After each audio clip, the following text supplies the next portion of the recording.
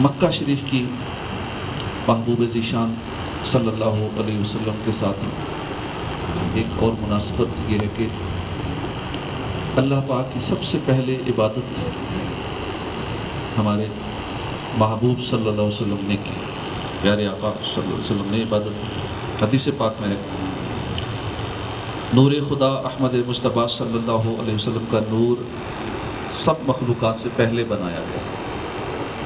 حضرت آدم علیہ السلام کی تخلیق سے 2000 سال پہلے کی بات ہے کہ یسبح ذالک النور، نور مصطفیٰ اللہ پاک کی تسبیح کرتا تھا، اور فرشتے اس تسبیح کو سن کر تسبیح کیا کرتے تھے۔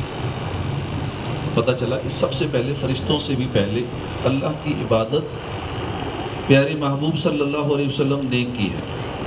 اب زمین کی طرف آ جائیے تو زمین پر ہزاروں شہر ہیں، ان تمام شہروں میں سب سے پہلے جس شہر پاک نے اللہ پاک کی اطاعت کی ہے وہ مکہ پاک کی زمین ہے۔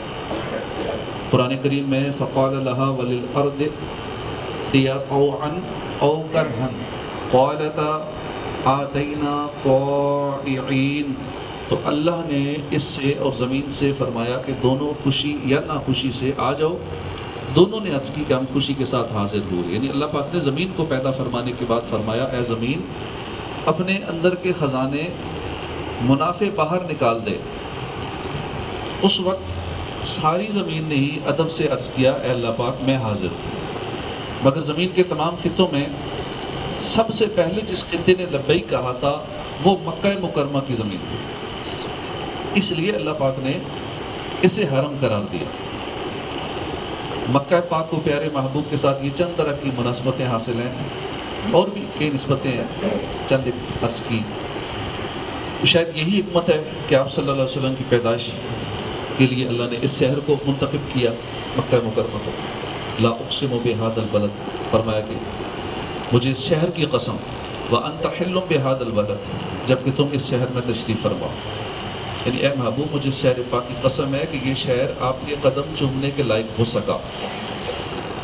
کاش ہمیں اس شہر پاک کی بار بار زیارت نصیب ہو، بار بار مکے جائیں، مدینے جائیں، مکہ پاک میں سانس لینا، عبادت کرنا، تلاوت کرنا، نمازیں پڑھنا، کعبے کو دیکھنا، طواف کرنا، منی عرفات کا قیام کرنا نصیب ہو جائے۔ حضرت ابو ہریرہ رضی اللہ عنہ سے روایت ہے، اللہ کے آخری نبی صلی اللہ علیہ وسلم نے فرمایا جو بندہ کعبہ شریف کا حج کرے، اس دوران نہ فحش باتیں کرے، نہ کوئی گناہ کا کام کرے، وہ ایسے لوٹ جائے گا جیسے آج ہی اس کی ماں نے اسے جنا ہے۔ بخاری شریف کے حدیث پاک ہے، ایک عمرہ دوسرے عمرے تک کے درمیان کے گناہوں کا کفارہ ہے، اور مقبول حج کی جزا صرف اور صرف جنت ہے۔ مسلم شریف کے حدیث پاک ہے کہ بے شک حج پہلے کے گناہوں کو معاف کروا دیتا ہے۔ یہاں یہ خیال ہے کہ حج کی برکت سے گناہ مٹتے ہیں، مگر حقوق العباد سے خلاصی نہیں ہوتی۔ مثلا کسی نے قرض لیا تھا، قرض کی ادائیگی میں اس نے دیر کی تھی، تو اس تاخیر کا گناہ حج کرنے سے معاف ہو جائے گا، لیکن جو رقم لی ہوئی ہے نا وہ واپس لوٹانی ہی پڑے گی۔ حضرت ابو موسیٰ اشعری روایت کرتے ہیں کہ اللہ کے رسول صلی اللہ علیہ وسلم نے فرمایا کہ حاجی اپنے اہل خانہ میں سے 400 افراد کی شفاعت کرے گا، اور حاجی گناہوں سے ایسے نکل جاتا ہے جیسے اس کی ماں نے اسے جانا۔ ایک اور حدیث پاک ہے کہ اللہ کے نبی داؤد علیہ السلام نے اللہ کی بارگاہ میں عرض کی کہ اللہ پاک جو تیرے گھر کی زیارت کے لیے آئیں ان بندوں کے لیے کیا اجر ہے؟ اللہ پاک نے فرمایا اے داؤد بے شک جو میرے کعبے کا حج کریں میرے ذمہ کرم پر ہے کہ میں ان کو دنیا میں معاف کر دوں، اور قیامت والے دن جب وہ مجھ سے ملے تو میں ان سب کو بخش دوں۔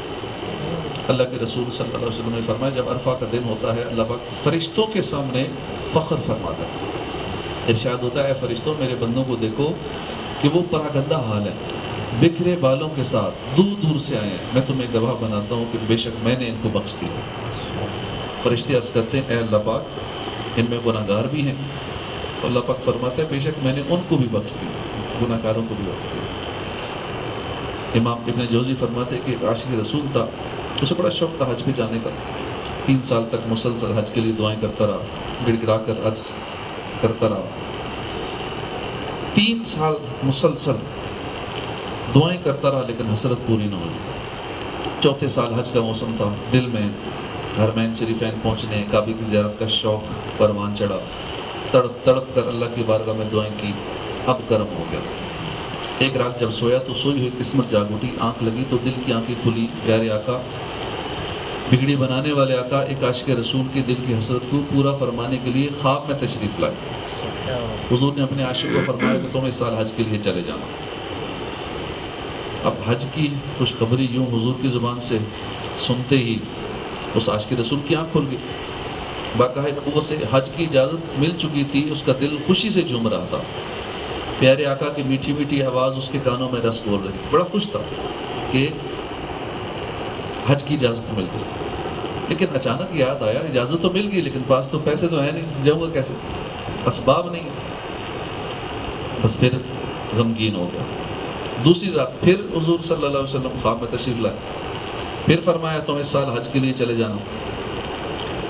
اب وہ عاشق رسول اپنی غریبی کا ذکر نہ کر سکا۔ تیسری رات پھر کرم ہوا، حضور خواب میں تشریف لائے، فرمایا تم اس سال حج کے لیے چلے جانا۔ اب اس بار بھی اپنی پریشانی بیان نہ کر پایا۔ چوتھی رات پھر کرم ہوا، حضور خواب میں تشریف لائے، اس نے عرض کری کہ یا رسول اللہ، میرے پاس تو سفری اخراجات نہیں، میں کیسے حج کروں؟ پاس مال و زر نہیں، اڑنے کو بھی پر نہیں، کر دو کرم انتظام تم پہ کروڑوں سلام۔ حضور نے فرمایا کیوں نہیں، تمہارے پاس زادی راہ ہے، تم اپنے مکان میں فلان جگہ کھو دو، وہاں پہ خزانہ پڑے، تمہارے دادا کی زرہ وہاں موجود ہے۔ اتنا فرما کر حضور تشریف لے گئے۔ صبح جب وہ اٹھا بہت خوش تھا، بتائی ہوئی جگہ پر کھودنا شروع کیا تو وہاں سے قیمتی زرہ نکل آئی، اسے بیچا اور حج کے لیے چلا گیا۔ جب بلاوا آتا ہے تو انتظام ہو جاتے ہیں۔ ہم سمجھ لیتے ہیں کہ میرے پاس کچھ نہیں ہے، بینک میں کچھ نہیں ہے، جیب خالی ہے، 10-12 لاکھ کہاں سے خرچہ کروں گا، عمرے کے لیے 2-2.5-3 لاکھ کہاں سے لگاؤں گا۔ لیکن جب بلاوا آتا ہے نا تو یہ جتنا بھی ہو لاکھوں ہو، وہ سارے انتظام ہو جاتے ہیں، اسباب بن جاتے ہیں، صرف بلاوے کی بات ہے۔ اللہ پاک بار بار ہم سب کی حاضری نصیب فرمائے، آمین بجاہ النبی الامین صلی اللہ علیہ وسلم۔